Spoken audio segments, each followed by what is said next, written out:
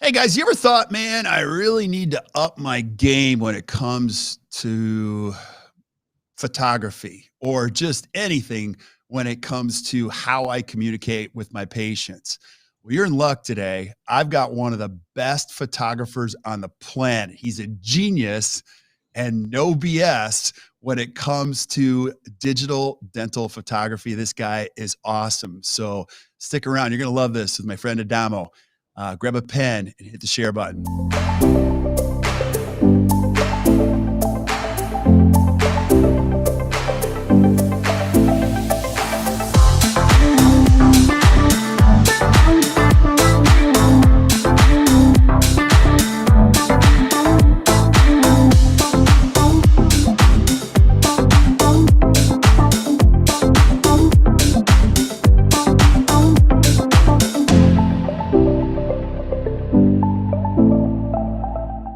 Yo, yo, yo. Hey, guys. Welcome to the Best Practices Show. My name is Kirk Behrendt. I'm your host today, and boy, do I have a treat for you. This guy is awesome. If you've never heard of Adamo, you've probably been sleeping underneath a rock. This guy is awesome, wildly talented, and straight to the point. There's going to be no BS today, and his story is even more amazing. So you'll love this. Now, if you're here for the first time, I just want to do a couple things.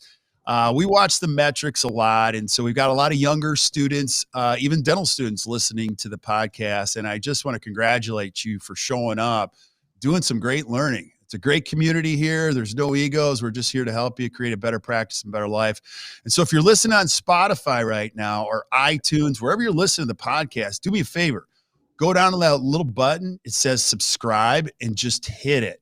Because you're going to see every single week, I'll bring you a brand new expert in dentistry with some great topics. You're going to see I'm not very smart. That's why I go to the experts and ask them the great questions. And they're so willing to give in a great profession like this. You're going to get great tips to create a better practice and a better life every single week. Also, if you haven't joined our Facebook group, make sure you join us over there. Over 13,000 of you signed up for the Facebook group. It's Best Practices powered by Act Dental during the COVID conference. We still don't even really know how it works, but the coolest part about it is it's dentists helping dentists. And it's just a great community, and the conversation always continues over there. Also, if you're looking for just great resources, you want to improve your practice, join us over at actdental.com, where we got Act Dental U, and we've got great speakers every single Friday. We bring a great masterclass. This week, we have Dr. Nate Lawson. He's going to be talking about zirconia, advanced concepts in zirconia. Guy's genius. And the classes are 90 minutes. And then we do a 30-minute Q&A. So you get to ask the instructors anything you want. So, and you get all the access to the courses from the past 24/7. You can watch them whenever you want. And if you just need help talking about your practice, we're always here to help. Dentistry is the greatest profession ever. Here's the coolest part. There's no rules. You can practice however you want. Make it happen. So I want to introduce my guest today because I got to know you, Adamo, and I met you, I think it was in Minnesota. It was Jessica and Chad. I'm like, and they're like, they took us out to dinner and they're like, no, this guy's a genius. And I'm like, wow, he's really sharp. And then I got to know you even better in the conference last year because you were just a hero for us. You kept showing up and just delivering great information. And it was a great distraction for all of us just to learn something about dentistry. And then every time I turn the corner or everything I'm looking at, I see the stuff that you're doing, even on Instagram. Now, I'm going to say this. If you're listening to this or watching this, you got to follow Adamo on Instagram. It is so, there's stuff that I watch you do that I'm like, how the heck? It's so cool, so unique. You're in a category one. Nobody does what you do. And today we're going to be talking about photography. But if somebody doesn't know who you are, I want you to tell them your story a little bit. Who's Adamo? Who are you? Where do you practice? Wow. You? All right. Yeah, my story is interesting. I've been in practice where I am since 2004 in the same office. I'm in Huntington, New York, which is in Long Island, because we like to separate Long Island and New York. It's two different bodies, in my opinion. No, I'm just kidding. But yeah, let's see. I went to college at Cornell University. I graduated in 1996. My degree was in soccer. I really had no desire to do anything with my life but be a pro soccer player, which I did. I played about 6 months in a farm league team, not the MLS or anything, but I saw my first paycheck in that league and I was like, oh man, this is not going to cut it. I mean, this is just terrible. I wasn't making major league dollars at that by any means. So I quit, and I had no idea what I wanted to do with my life. My father drove a garbage truck. My mom was his secretary. So I went to work one day. I was dressed in a shirt and tie, and my dad looked at me. He's like, what are you doing? I said, well, I'm coming to work for you. He's like, no more school? I'm like, nah, I graduated. I'm done. He's like, okay, you can work for me, but go home and put the shittiest clothes you have on. I'm going to make you wish you never closed a book. Wow. And he threw me on the back of a garbage truck. I picked up about 750 homes a day for about 1.5 years until I got back into dental school. I remember the first morning I woke up, I couldn't lift my arms or bend my finger, and I was in shape. I mean, I was playing basically pro soccer, so it's not like I couldn't run, and I was pretty strong. But I couldn't bend my fingers or lift my arms, and he stood over me. It was about 5 a.m.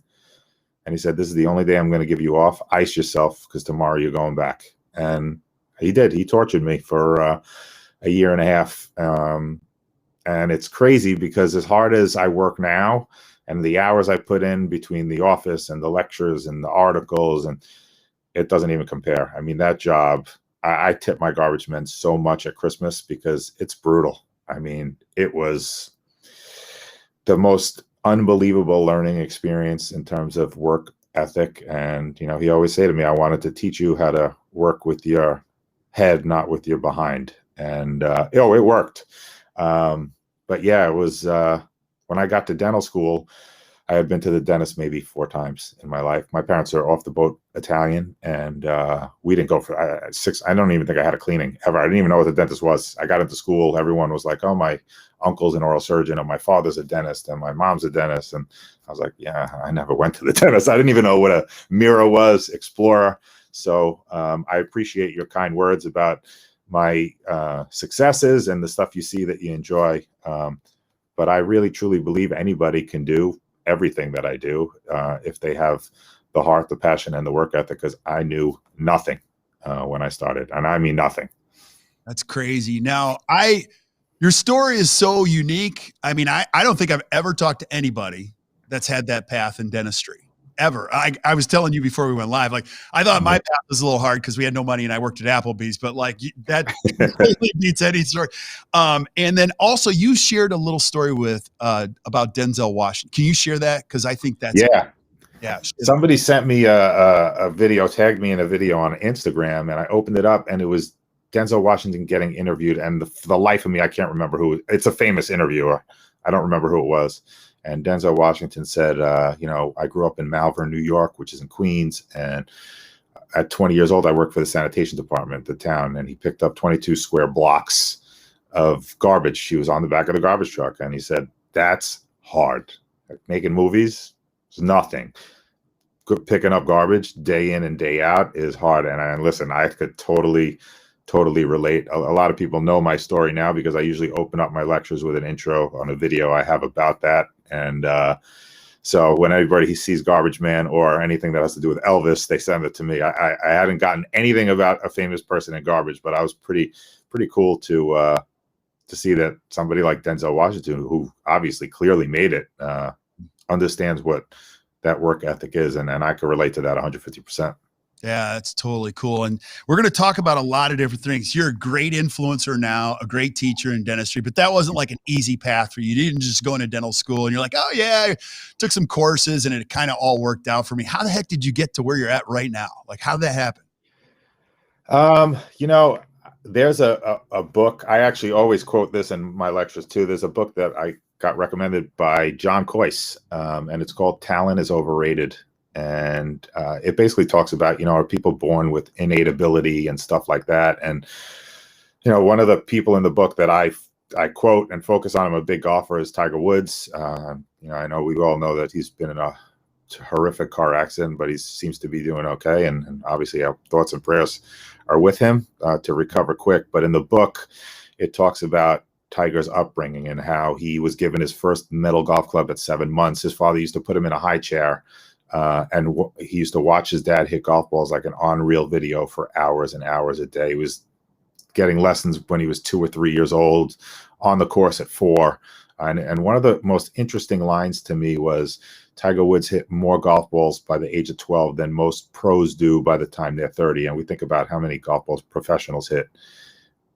I think my success in dentistry is that path. I mean, if I went and took a class 4 composite course from Bob Margis, when I came home, I did a plastic tooth every single day until I could do it blindfolded. The last couple of years, I started practicing under a microscope. I got a microscope probably 3 years ago. For the first 60 days, I prepped a plastic tooth because it was impossible. And now it's second nature, but I do it over and over. I don't just do it once. I do it 10,000 times. I guess they say, you know, to become great at something, you need 10,000 hours. That's what I did. I mean, I've taken every CE. Some I've taken twice. When it's hands-on, whatever I was instructed to do in the class, I went home and did it. I still work on plastic teeth. I mean, I'm 46 years old and been doing this for many, many years. But I have no shame in picking up a plastic tooth and practicing and trying to better myself. And I think that's the difference between somebody who does good and then somebody who excels to the highest level, in my opinion. I mean, you look at somebody like John Coyce. The guy, he reads more articles in a month than most of us do in our lifetime.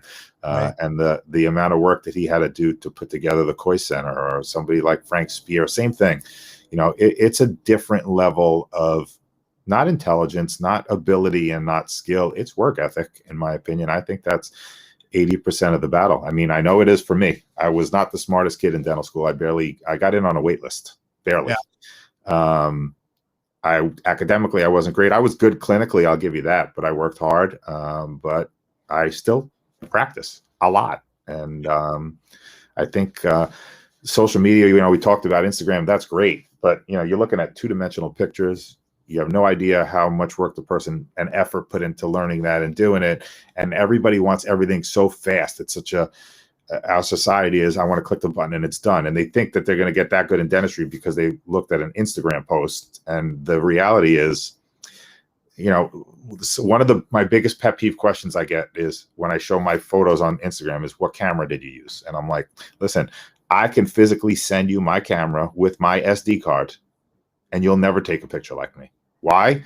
Because you don't understand light. You don't understand camera settings. You have to put the time and hours in to understand this, to create the kind of work that you see that these guys, you know, create. And I think that's lacking, in my opinion. But for me, work ethic is tremendous. I think I could pretty much still outwork anybody. I have my resident, Devin McClintock, for the AACD. The first week we were here, I work Monday, Tuesday, Wednesday now because of my lecture schedule, but I do 12 hours a day. And by Wednesday night, she looked at me and she was like, I don't know how the hell you do this. And she's 29 years old. I got her by a lot of years. And I'm like, get used to it, kiddo, because you want to be the best. This is the only way. You got to put the time in. That's awesome. That's awesome. I love this. I have so many questions for you. Today, we're going to be we're putting 2 things together: no BS and photography. Now, I want you to share a little bit of your whole philosophy. You just like cut through all the BS. When it comes to education, and then also something that's very near and dear to your heart, and we'll talk about your courses that you guys do with Amanda, but photography is like one of your extreme passions. So put those 2 together. Why is this such an important time in dentistry and an important topic?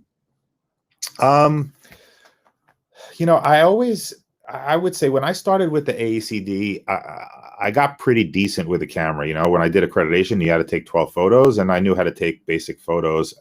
And I would say social media is what sparked me to open up a creative side I probably didn't know I had. I mean, I remember I was anti-social media, and I shut down Facebook because of a family argument over a stupid picture. And I was like, I don't need this. And my computer guy at work was like, dude, you need social media. I'm like, I'm not doing it.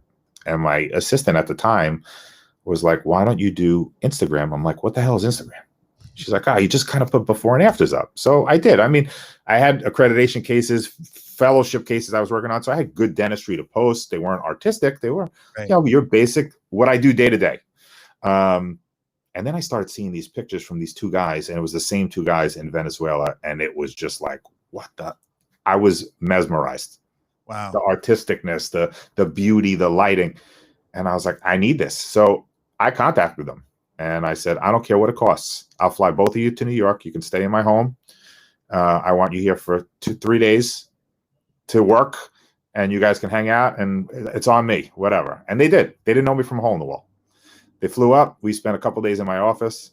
I was hooked from 2 seconds in, and I just never put a camera down again. Yeah. And about a week later, they messaged me and they're like, dude, what did you eat this week? I'm like, what are you talking about? They're like, your photos went from average to, my God.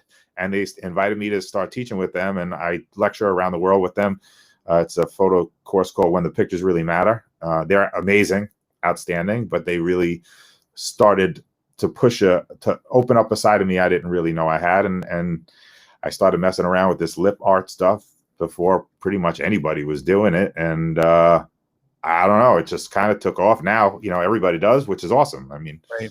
If I got to inspire any little bit of a movement like that, it's cool. But the artistic stuff is fun. I just literally 10 minutes before we started, I had a patient I did my first accreditation case on. I put the veneers in 2009. So I just did a 12-year follow-up photos, and I had a makeup artist come in and we did some headshots for her. So I'm going to have I'm doing actually a lecture for John Coyce, because that case was my first article ever in Compendium.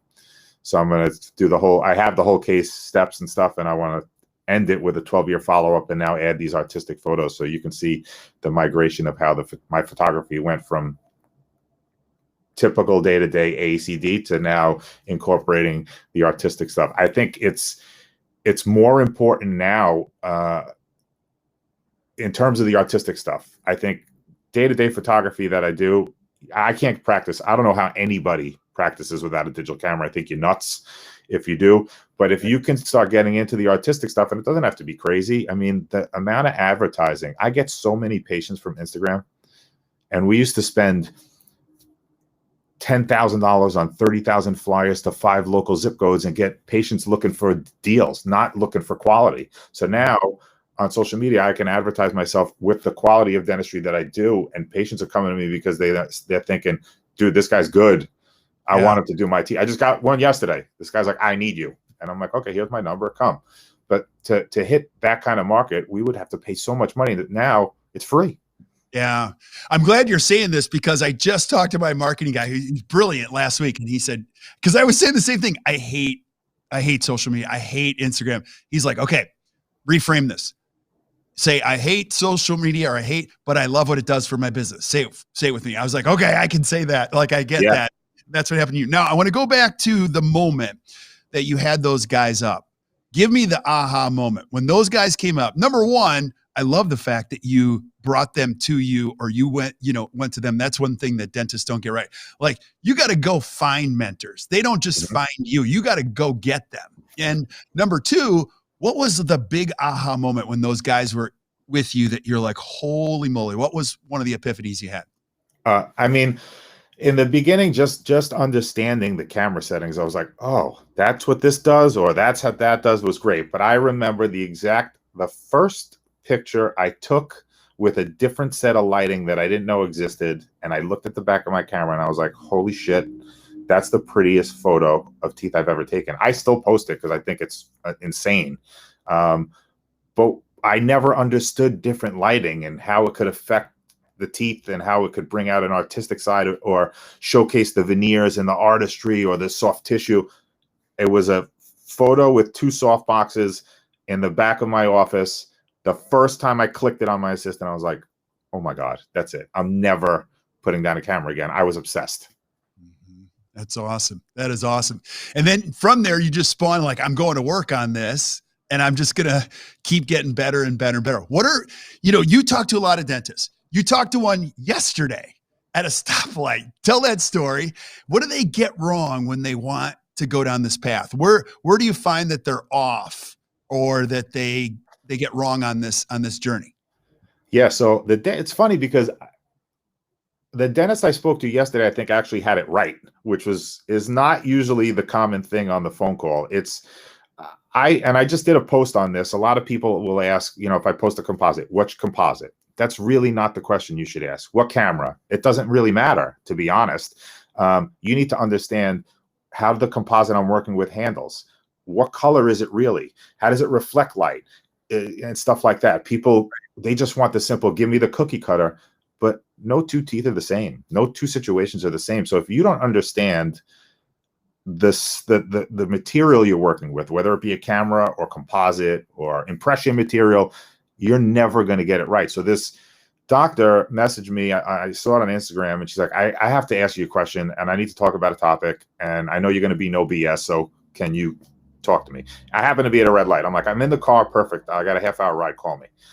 And it was regarding digital dentistry, and she did a 10-unit case, and not only did it digital, but she sent an analog impression, and the case didn't fit on the digital. And we were talking. I'm like, listen, I'm not going to even state my opinion on it, because that's a topic for another thing. But I was like, I don't believe this, and I believe that, and I don't think you were the problem. I think doing huge cases at this point is not always perfect digitally. So I always recommend always send an analog to go with it. And she was like, see, that's all I needed. I've asked 5 people, and they were all, like, nobody gave me a straight up answer. Right. And I was like, well, I'm not going to, you know me, I'm not going to bullshit you at all.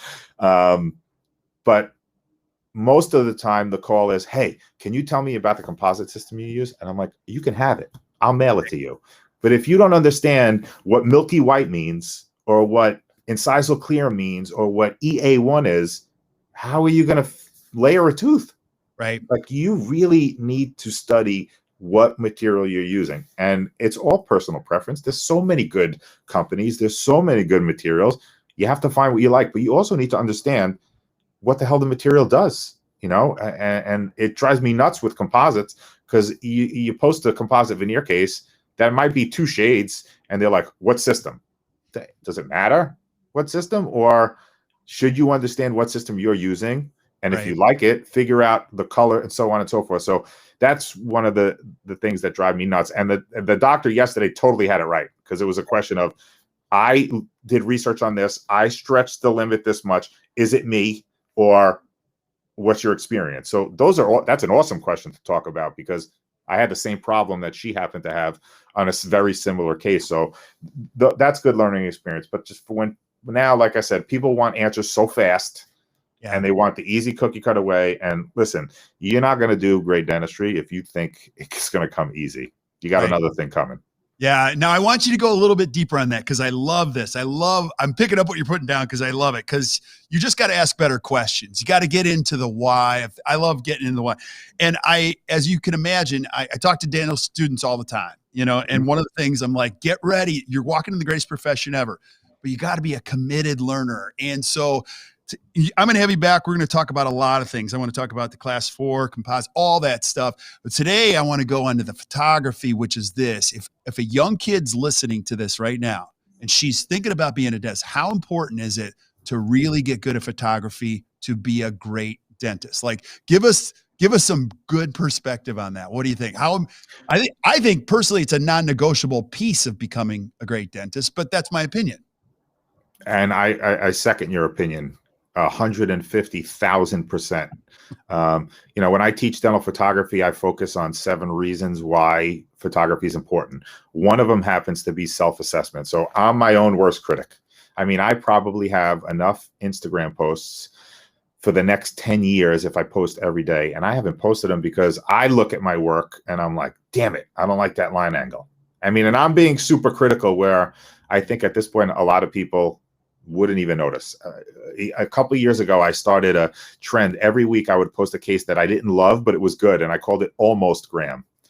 And people were laughing at me. They're like, dude, that's ridiculous. I'm like, but do you see where it's off? My point is, I want you to train your eye at the highest level, which is for me what accreditation and fellowship did from the AACD. Train me to the highest level of aesthetics, where you see the most minute detail. And if you're not taking before and after photos of your work constantly, which is what I do, how are you going to improve? You know, I used to work with 2.5 times loops when I first got out of school, then to 4. I now have 8s and a microscope. And let me tell you something. When you see your work under a microscope at 20 times or 30 times, you're like, I'm the worst dentist ever, because it's so big. But how do you think you're going to get better? When you can look at it that big and it's flawless, imagine what it looks like to the human eye. Wow. It's almost impossible to see. Yeah. So without putting your before and afters on a screen and evaluating your work later, you will never, ever improve. So if I was a dental student, even, I know they might not allow cameras in clinic, but the day I was done, I would spend the first $2,000 or $1,500 or $1,000 that I ever made on a digital camera, because it will make you back so much money later on by the skills you improve and so on and so forth. Yeah. In my opinion. And you just now, again, two things, like you don't have to spend a fortune. No. And the second thing is you just got to get started. I had a guy come in and a video expert, and he's like, listen, just start crappy. Like it's going to be crappy, but you're not going to stay there. You just get going. Would you agree? Yep. 100%. I mean, my first camera was a point and shoot in dental school or in residency. And then I got like a basic used nothing. Now with eBay, you can get so much stuff. I mean, now I'm an addict and I have more camera equipment than probably my car is worth, but that's just because I'm a psycho. But yeah, I mean, it doesn't have to be crazy. Just something that you can get a consistent, really good close-up quality photo of your work to say, you know what? I did a good job for this patient. My patient's happy. And I have tons of these. My patient's happy and I'm begging to cut it off and do it over. Why? Because over the years and seeing my work grow over time, I now know what I didn't know then. And I hope to continue that in the future. You know, the day you think you're good enough and you have nothing left to learn is the day you should put your handpiece down and go do something else. Yeah. Talk about it from the patient's perspective too, because while it's very important as a clinician to, get a feedback loop where you're doing an honest assessment, but from a communication standpoint, people say this all the time, patients are becoming more and more digitally focused. Like I've heard this a million times, talking is the worst form of communication ever. How important is it just in your communication style that you use in your practice when talking to patients? I mean, that's a great point. My hygienists each have an iTero in their room. They scan every single hygiene patient. They have intraoral camera. And when I tell you, I can tell a patient that, hey, this old amalgam doesn't look so good on 15 and you need an onlay. And then they get the treatment plan. They're like, no, he just wants to make his next car payment. But when you put the photo up or they see that digital scan with all the silver in it or the tooth broken down, I don't even have to treatment plan it when I come in the room. They're like, I think we need to change that. I'm like, yeah, you're right. Because you can see it. Even with aesthetic consults. I had a guy come in yesterday who he sees a dentist that I'm very good friends with in the same town and only came to me because I did his daughter's class 4 composite and he couldn't fathom. It was on the microscope. I videoed it. So he was watching the video live, like he was mesmerized. And he's like, I love my dentist. She's amazing. But I told her that I saw you work and because I saw what you did for my daughter, I want you to do the veneers. And the doctor was great. She's like, yeah, he's excellent. Go to him. And then I'm not stealing the guy. I'm like, no, you're going back to your dentist for your cleanings because she's awesome. I'm happy to help you. But when he saw, I took one photo of his teeth retracted and put it up on my iPad and he was like, oh my God. I'm like, this is why you need 10 and not 2. And he was like, I get it. Now I get it. So the pictures, I hate the word sell, but let's face it. We are, salesmen a little bit. We have to sell our treatment or propose our treatment and have them accept it. I didn't have to say a word. The minute he looked at that picture, he was like, oh God. It's huge. I don't mind the words. I have 4 kids that hard sell me every day. So everybody sells. No, there's multi dimensions to this because somebody might be listening to this and thinking, well, you're talking about a camera. No. We're talking about everything visual. Go back to what you said before. You're working under a microscope. You're taking video, like you're getting them involved visually, not only with camera, with video, all that stuff, even under the microscope. Oh yeah. I mean, I purposely recorded this guy's daughter's class 4 because I wanted him to leave my office and say, I've never been to a dentist who, I've made him watch. My microscope is 3D. So I put 3D glasses on the guy and he was like, oh my God, this is the coolest thing. It's like I'm watching a movie. And then I have a little recording monitor on one of my tables that the microscope records into. I purposely pointed it right at him before he even knew he was there, recorded it live. And he was like, I just watched art. I watched this guy rebuild my daughter's entire front tooth layer by layer. And it looks exactly like her tooth. He's like, I was amazed. And he was in my chair the next week for a consult. Yeah. I think he might be a fan of yours now, and other people. Well, exactly. And here's the thing. I talk to a lot of dentists. They're trying to find a unique way to differentiate who they are, why people should spend discretionary dollars to come here. And that's what you're talking about. Like, everybody's got to find their way in this, but being unique in dentistry and getting the word of mouth, like, you've taken marketing to a whole nother level. Now people are seeking you out. And that's kind of like the place everybody wants to get, but you just don't get there. You got to put it out there. You talk about taking risks. Like, you've taken risks before. You can't just sit back and be comfortable and hope people show up in your chairs. You got to put it out there. Oh yeah. I mean, listen, I took a big risk when I decided to do this lip art and crazy stuff. I remember my first photo shoot. I had 2 partners at the time, and it was about a Tuesday night after a 12-hour day at like 11 o'clock. And it was unique, I guess, if you want to say it. And I posted it on Instagram, and I tagged my office, and they freaked. Whoa. They were like, this is a general practice. We have older patients. They can't see wild art. And I was like, okay, no problem. And I had like 5 followers at the time. So I took it, I just untagged them. And then I made my Instagram my own personal thing. And the office stuff is separate. So the office I keep PG, if you want to say, and I get a little risque on my personals at time to time with some of the lip art and stuff like that. But now it's so mainstream in my office. I mean, we have in my conference room, which turns into our photo studio, we have like 8 of my photos hanging up. They love it. Now all the patients know from social media. My staff loves it. But in the beginning, yeah, it was different, really different. And I don't fault their reaction at all, because no one was doing photo shoots with makeup artists with crazy hair and glitter on the face at 11 o'clock at night in the middle of the week. And, you know, it's fine. But now that it started the ball rolling and they see the return on the investment that it made, I mean, it could have backfired on me, but it worked out for me. So it's been crazy. I mean, super, super, super nuts for me. Yeah. Well, I love this. And I know I don't get you forever because I want to have you back again and again and again. But I'm going to take the vantage point. I'm a 32-year-old dentist, Adamo. I'm watching you. Like, I want to do this, but you're kind of freaking me out. Like, that's a lot. Like, break this down into bite-sized steps for me. Like, I don't need the microscope in the video right now. No. But like, tell me what to do. Like, where do I start? I got a team that I got all PPO in my practice. You don't understand. My practice is that you hear this all the time. My practice is different. My patients wouldn't go for this. Like, help me out. Help me out of the mud if I'm thinking that. Yeah, I think that's the biggest misconception ever. Your patients don't go for it because you don't present it properly, or you don't market yourself properly for people to come look for it. I mean, we've had patients in the chair say, I didn't even know you guys did this here. Right. And my practice is pretty well-oiled machine in terms of advertising our own technology and so on and so forth. So you need to, again, first thing is you need a camera. You need to start making yourself better. And you made a good point before about, you know, how to differentiate, and it's really not so much differentiating. It's just getting better. And when you're able to display your work at the highest level, they come to you. You don't even have to do anything anymore. There's no secret formula to it. You just need to get your skills better. I mean, I saw a huge jump in my patients' referrals when I got accredited in 2010 or 11. And then when I became a fellow, as I'm the only one in New York, the referrals are crazy because people go online now. They look at that stuff. They want to know your credentials, and why people are coming to me is because, oh, he's the only fellow from the ACD in all of New York, so I'm going there. And that's only because I put the time in, I put the effort in, I develop my skills over time. I mean, I look at cases that I did 10 years ago that I'm like, man, I wish I could do that over. That's okay. That's the best I had then. But I didn't stop there thinking I was great because I got accredited. So what? Right. What else can I do?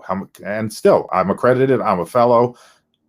Should I put the cosmetic gun down and say I've done it all? No, I'm just getting started. There's got to be more. There's got to be another bar I can try to raise, and that's the way I look at it every day. And it's not as intimidating as it may sound at all. It's just I want to better myself. And I have to say this: as the years went on, I used to work 55, 60 hours a week because I wanted to make a lot of money. I work 27 to 30, and I make 8 times what I used to make. Why? Because my composite fee ain't the same in 2021 as it was in 2010 when I didn't know how to layer composite like I do now. Right. So when you get yourself better and you could deliver the highest quality of work and you're confident in that, oh, you could charge it. and you don't have to see a patient every 30 minutes. I mean, my appointments now are 2 hours, 3 hours. I had a guy for 7 hours the other day. That's it. And I only need to see 1 or 2. And that's the kind of dentistry I want to do. And if that's what you want to do, you need to start by taking a look inside yourself and say, all right, how do I get better? First step is I better take pictures of my stuff to see what I'm looking at. And then say, all right, you know what? I suck at composite. Fine. Go to this course and start. And don't just go to the course. Monday morning, buy plastic teeth and cut 1 a day for 30 days, 60 days. Then all of a sudden you're going to be looking for class 4s to do. Yeah. I want to talk about your courses here in a second, because you guys have an amazing offering that's going to open up on March 1st. But let's bring this home. If what last thoughts, and it's anyone's guess what the future looks like, but give us some last thoughts on photography and how important it is to the future of a dentist and what we can anticipate to see in the future. Well, I think the future is completely going to be digital at some point. And photography is a very key component in that. I mean, I work with an awesome lab in Florida, Midwest Dental Arts, and we've done, I don't know, a dozen full mouth rehabs from start to finish, completely digital. And it starts with 5 photos of the patient's face. So I think in terms of that high-end level of dentistry and the future of dentistry, digital is going to be a big thing. But I think if I had to say anything about photography, if you don't own a digital camera, you will never, ever be a good dentist. And I say that with the utmost respect and truth, but I mean it. I can't possibly fathom that anyone who doesn't take pictures of anything they do to communicate to their patients, their staff, themselves, you will never improve. You're going to be stuck in the same rut. And I always said the day that I don't get excited to come to work, no matter how many hours I do, I'll go back to being a garbage man, because I was in sick shape and it was awesome. I mean, I wish I looked like I did back then. But I come to work and listen, it's work, right? It gets frustrating sometimes, but it's fire. I love it. I mean, I'm not supposed to be here today. I came in to do a photo shoot. I came in to do work on presentations, to do this with you. Why? Because it's a fire I have inside. And when that thing dies, I'm done. Dude, yeah, I always enjoy you every time. I have brand new respect. I've never heard your real story all the way back. That's powerful. Helps me understand who you are, man. It's a great story. Now, I want you to talk about your courses. You guys do an amazing offering of courses. You're going to open it up on March 1st. And for the benefit of people that are listening too, how can they find out more about this? You've got your kaleidoscope course coming up. You also do the class 4 composites. Talk about the offering and when and what they do. Yeah, so we have, Amanda and I have 4 courses. We were going to release a new one this year, but with COVID, we didn't. We're going to release that next year. But we have a course called Nexus, which is we do with a awesome guy, Dennis, from who is the product developer for Bisco, Rolando Nunez. He's amazing. So we do a bonding and isolation course where he does a whole day on bonding to every substrate you can think of and every material you can think of. And then the second day is rubber dam isolation and cementation, all hands-on. The courses that we do are 90 to 80% hands-on courses. We have a 2-day photography course called Kaleidoscope. We have a class 4 composite course called Synthesis, which is 4 different techniques to do a class 4 composite. And then we have a course on smile design and diastema closure and injection molding called Synthesis 2. We're only doing 4 this year. We put them to the end of the year because of the pandemic, unfortunately, and we didn't know how travel was going to be early on. So we'll have 4 this year. Next year, we'll probably do 8 to 10, and we're going to introduce a new course called Blueprint, which will be prep and temp, veneers, onlays, inlays, crowns, and so on and so forth. They're available to see on our website, which is www.impres with 1 S, IMPRES courses.com. And yeah, registration will open 9 a.m. on March 1st morning. Last year we were invited to the Koi Center to do a 3-day course where we combined some of our courses, which was amazing experience at the Koi Center. And we were re-invited this year. That course is September 9th, 10th, and 11th. And it was pretty nuts. We sold it out 40 spots in 3 hours and 15 minutes, which was insane. So super, super humbling. Dude, I want to go. Like, if you're listening, Don't even think about it. Do it. Every single person that comes back from the experiences that you and Amanda provide, they're always like, it was so incredible. Not only you guys great people, but you're incredible influencers, instructors, mentors. It's awesome, buddy. I'm so excited to have you on. And again, I want to have you back again and again and again. Anytime. We're going to cover. It was a pleasure. Yeah. So stick around while we say goodbye to everybody else. But if you guys enjoyed today, which I know you did, do us a favor, just hit the share button, share with your friends, check out Adamo and Amanda's courses on the website. If you go down to the show notes, you're going to see, we're going to put this in the show notes. You can just click the link. You'll see Adamo's email address down there. If you need any help, he is awesome. And he's got the heart of a great servant, great teacher. He will always help you. And until we see you guys next time, keep watching the Best Practices Show. You guys enjoy the rest of your day.